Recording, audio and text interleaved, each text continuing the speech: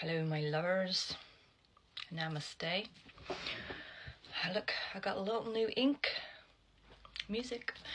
I need to document this because this experience happened to me yesterday and I want to document it, put it on out there before I forget the details, because this was probably one of the most profound experiences to date. Yesterday morning, I'd woken up and my partner said he was going to go and make coffee. And I said, I think I need like 20 minutes more sleep. I'm just going to lie here. And I lay down and closed my eyes. And almost instantaneously, I started to see these visuals in my mind's eye, right in front of me. It was completely black, like the universe. And all these bright neon colours started to dance. And it started to sort of unravel as if I was travelling into this experience. And I had absolutely no control over it in the sense of what I was seeing. And it was happening so really quick. So I'm going to try and explain everything I saw, but I couldn't possibly explain everything that I saw. So I fell into this vision, which seemed like I was in the middle of the universe. And there was, to begin, a red colour or a backdrop with a black silhouette of Jesus's face on the crucifix. He was wearing the crown of thorns, and it looked like a piece of art, but it was just the silhouette, and the background was red. And then as I went to look deeper into the picture, it was as if I was trying to explore these visuals, and the visuals were wanting to speak to me. So as I focused on the picture of Jesus, I suddenly things that I hadn't noticed in the picture started to come out like 3D, and there was codes everywhere. There was stars, there was triangles, and there was circles, and there was all these like symbols and signs, all in black and the same with this backdrop of red. And they were all sort of coming out, and I was going into the picture, and the more I noticed something, I would fall into the code. So I'd fall into the triangle, and then I'd find myself in another place. Anyway, I was traveling, so all these codes were there, and I fell through this image into another image, which was an orange background, and it almost felt like the chakra system, but this was an orange background, and it was all feminine. It was the queens, goddesses. It was this presence of the divine feminine, but it was creativity. It was like the sense and the essence of the overflow of abundance, and that creative, again, quite artistic, quite unique, but very feminine. And I was seeing crowns, and again all these codes behind her, and they were sort of dancing. And then it fell again as I looked, and I fell into this big royal blue, but I can't, that doesn't give it justice. It was this fabric that seemed to carry the very essence of the Holy Spirit, but it was depth, it was beauty. It had like this profound blanket heaviness, but like holy heaviness to it, and just the way it shimmered. And I panned out, and it was Mother Mary, and she was standing there with her robe on, and this veil that covered her was just, I was falling into that presence. And then all around Mother Mary, I was seeing cherubims and artwork similar to some of that, and I was diving into this art, and I was suddenly having flash images of very sacred oil paintings from history long before. And I was seemed to recognize the artist, even though I didn't know it in my mind. It was coming out of my heart. My soul knew these artists, and my soul recognized what these artists had experienced in order to paint and depict the essence and the presence of the Holy Spirit and the Mother and the Father, and all these images were uncurling and unfolding in front of me. And in this presence of the Mother, I was in her presence, and I recognized myself in her, and I recognized myself in the woman before, and I recognized the Father and Jesus and these codes. And then I kept falling, and I was uncurling. And again, all these images and codes and Sanskrit and letters and texts were coming at my eyes so like quick. I knew I was like reading them or understanding them, but it was beyond my mind, and it was all happening so fast. Then I fell into this place where it was complete darkness, and although it seemed like light was illuminating things that were in the darkness, and I was seeing eyes and wings, and I was seeing a peacock's tail with all these eyes, and there was these circles spinning with, they would suddenly just, I'd get a flash from out of the darkness to see a code or something, and then I kept seeing these eyes appear, and I was saying, what are these eyes? And a voice behind me said, these are people that are observing this experience or have observed this type of experience. There is no time, but these are the people that have come to this place to observe what I'm revealing to you, and you are one of those eyes to somebody else that is observing this experience. Your eyes are, in the same way you're looking in on this experience and seeing eyes, someone is seeing you. And I was like, oh, that's so strange. Anyway, they were flashing, and then my eyes were drawn to these little pink, I don't know what they were. They looked like, you know, like a typewriter, the bit that has the actual print to go onto the paper, and how if you pull them out, because you have to replace them, they're like these thin rods of metal. They were like these thin rods of metal with codes at the end of their digits, but they were all individual, but they moved as one, and they were floating, and they were excited, and they were so joyful. I could just feel them, and I was just fascinated to watch. And they moved like sea anemone or like seaweed in the water, as if we were underwater, but we weren't. And they were moving, they'd kind of float together forward and then come back, and they were all sort of giggly, and they had this presence to them. And I was just so captivated by them. And then I followed them, and they led me into the next revelation of this picture, where we fell into the scenery of a completely frozen forest. Everything was frozen, and the acoustics changed. Like when you're in a place of thick snow, the acoustics changed, and it was there was no echo. It was just like that sort of thud kind of acoustics, and I felt very uneasy there, and I was like, what is this place? And then as I sort of quickly adjusted to this new surrounding, the floor was frozen, the grass was frozen, the trees were frozen. There was one particular tree right in front of me, and I said, wait a minute, there's no life here. It appeared like the trees were dead and frozen. There was no animals running around. There was not even like the sound of a cricket or any bugs, and I was like, there's no life here. When I said that, I realised that was what was wrong with this place. It felt like it was just dead.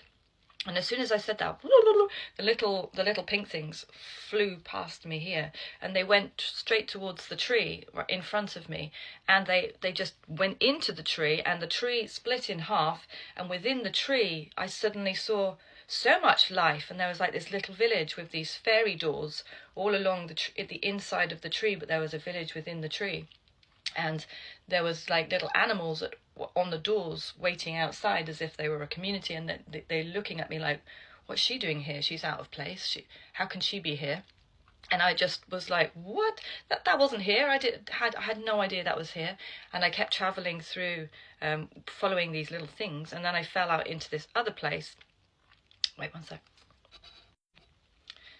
I'm trying to remember it all in sequence, but it was like it was as if it was all back to front, all simultaneously happening at the same time, and there was so much other detail going on that I couldn't possibly describe, but I'm trying to capture the essence of the prominent parts that I remember.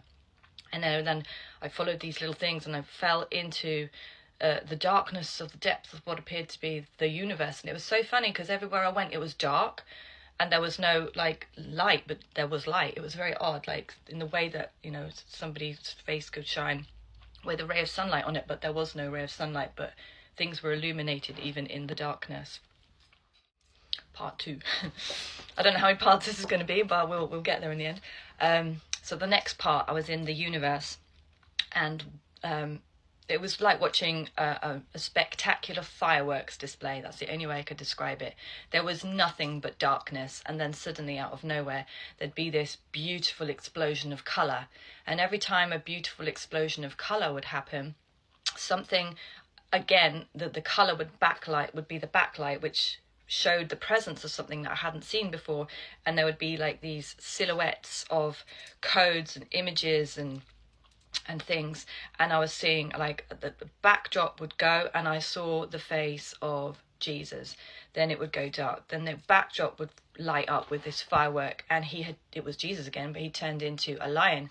He had a lion head, and then again, but this was all happening like so fast. I'm describing it at a rate that hopefully will communicate or translate, but this was happening so fast. And this backdrop would come, and then it was God again, but this time he had the face of an eagle, and I was hearing, saints, the same God, many faces, many names, and I was understanding that God is not just one image. God can appear, and this is me explaining it, but it's like it would light up in a way that I just understood. Like telepathy, that there was no real speaking here.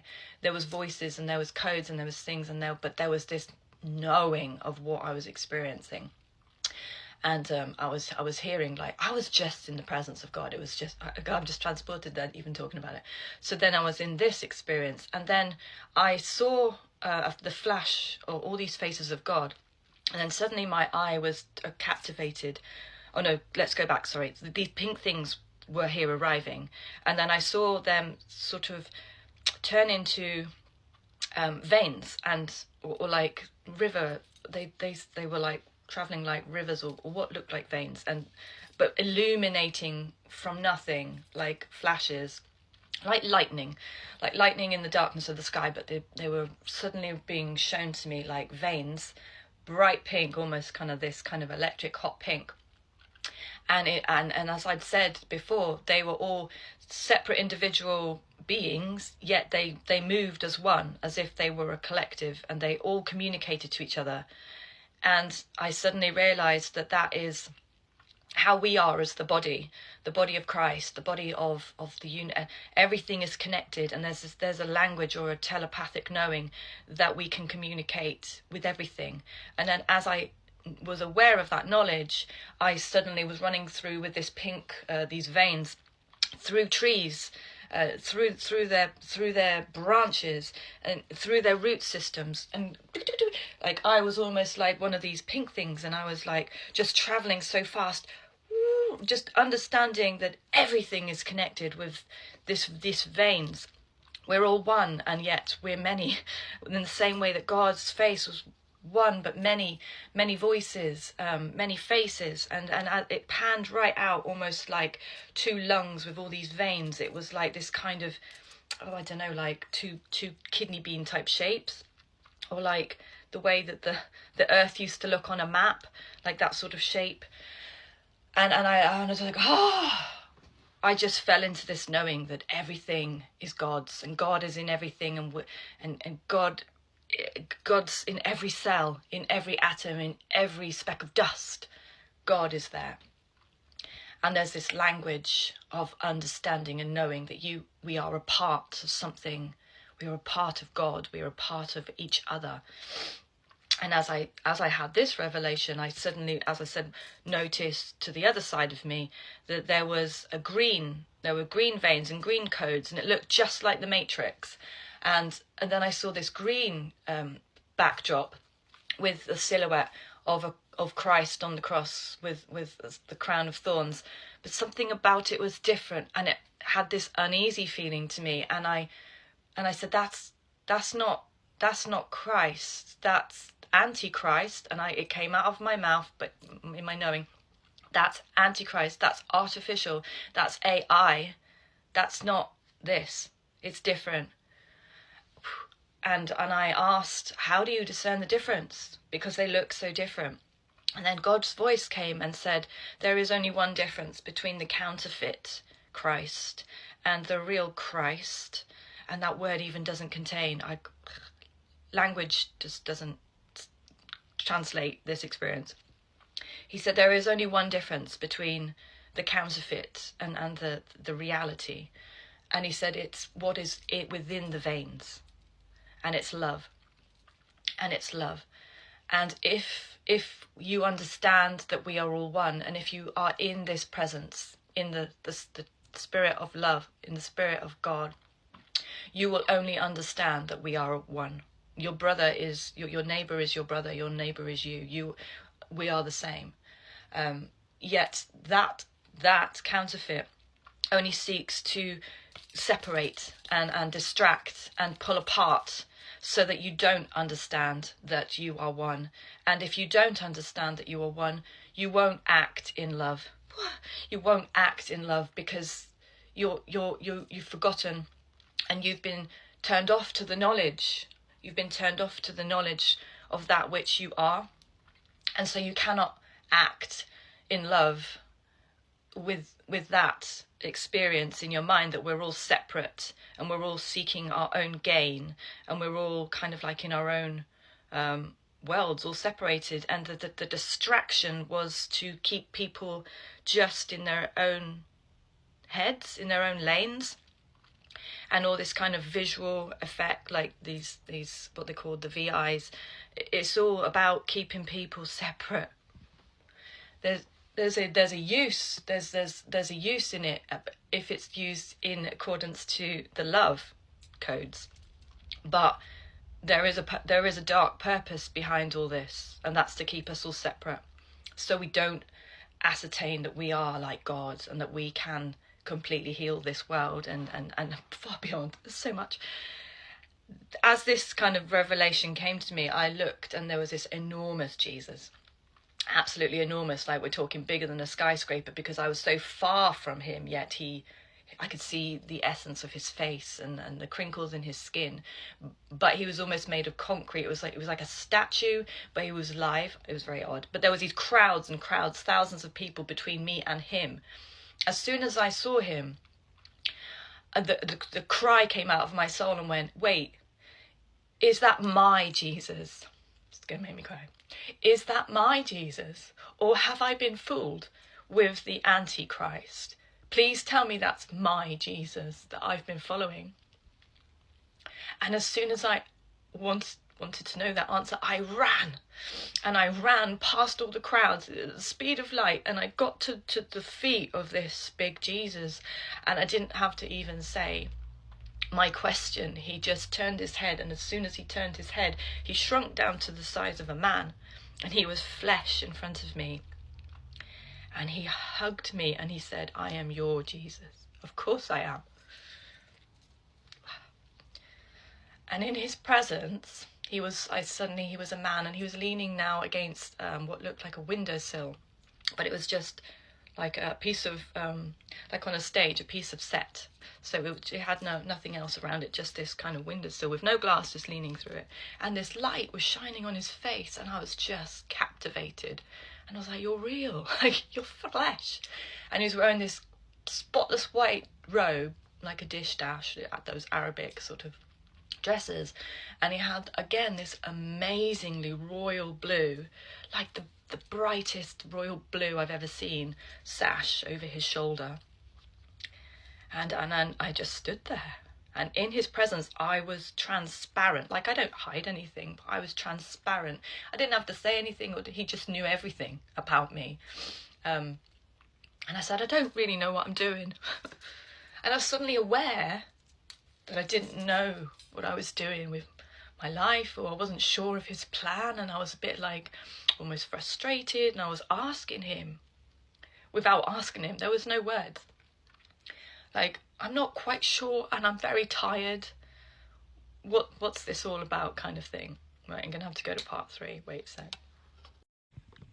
Part 3. I think we might get to the end of the story now. So here I am with Jesus, flesh and blood Jesus in front of me, leaning against this window. And like I say, just in his presence, there's no words needed. There's just, he knew me. Like, there was nothing to hide. There was no shame. There was no judgment. He just knew me. But it was like I was having to observe the truth of myself. And it was a little bit, I get emotional. It was a little bit of a revelation to me, I guess, of how, not confused, but a little bit can't think of the word. How I wasn't quite sure why I existed. I was seeking that sense of purpose, I guess. Like, it was like I viewed this journey that I'd just gone on as, but it was also along my life, like the last, from the birth to this moment, and understanding parts in part. And there's a verse that says, you know, you prophesy in part, or you see in part. And it was like I saw parts. Obviously the things that I've done and things that God's put my hand to, and parts. But I was like asking him, what am I here for? And as soon as I asked that question, in my mind, like I say, there was no words. This giant blue arch door appeared. He's here on this windowsill with no glass, leaning like this. But it's this way. And then suddenly this big door, bright blue, same colour as the robe, appeared, like like an arch door, like a fairy door, but big. It looked like Hobble Down or some sort of fantasy door. And it was enormous, and it had a beautiful porch or like a patio outside, like concrete steps, and there was flowers. And it was like light, like a sunny day. And he said, stand in front of the door. And I stood in front of the door. And then as soon as I stood in front of the door, it was like things just revealed themselves. And I noticed a purple door and a green door and an orange door. And I saw this whole like semicircle, like I was in a courtyard with all these doors that lit up. And I was almost tempted to be like distracted by them. And he went, no. This is your door. Focus on the blue door. This is your door. And I had this sudden overwhelming feeling of this was a momentous moment. This was a very poignant moment in my path, in my journey. And this door before me held so much weight of choice. I didn't have to step. I just knew instinctively I didn't have to step through this door, but this was the door that everything to this moment had led me to this place. And he said, stand before the door. And then he was leaning through the window looking at me, and this time now he's looking into my eyes, and he said, wide is the door, or wide is the gate, but he did say door. Wide is the door that leads to death, but narrow is the gate / door that leads to life, and few find it. And he said, Bex, do you know how little amount of people get this far to where you're at now? So many people fall along the wayside and get so distracted, or they make it so far, but very few people have made it to this point where you're standing now. And I'm still asking you, will you come further? Will you step through this door? And without me having to say anything, instinctively I heard my soul say, but what's it going to cost me? Because I've had to leave so many things behind, and I was worried that it might cost me something dear. And I was thinking of like the verse that says it's like a rich man can't go through the eye of the needle. Like it's very difficult for people that, like Nicodemus, for example, he wanted to follow Jesus, but there's a cost. There's things that you might have to leave behind. And he just smiled at me and he said, you probably cost you everything, but also nothing, because whatever you lose to find my life, you gain. Like, you only ever gain, and those things that you lose will be things that weren't right for you in the first place. And so I smiled, and I kind of just knew, like, I've been here before. I've had to stand at doors before and make choices and leave things behind, metaphorically. This felt like a big door. And then suddenly, as he's talking, I'm realizing like everything's black behind him. Like I'm in the universe, and only what I'm seeing is being revealed at this moment. And there was another part, but that's private to me. But we'll stick to this bit. And then behind, suddenly I was seeing all the codes. I'd seen everything on my journey. I was seeing the triangles and the stars and the Sanskrit and these shapes and symbols, and they were all green, and all the reds, and it was just crazy. Like it went behind like the door was here and it kind of went all the way around the back. And he said to me, you're beyond this door, everything that you've seen, all these codes, all this is my knowledge, this is my wisdom, this is my power, this is me. And I said to him, even if there was such a thing called 3 times eternity, like eternity is forever, right? But I wanted to even go, even if I spent 3 million eternities, I wouldn't have enough time to study that which you are.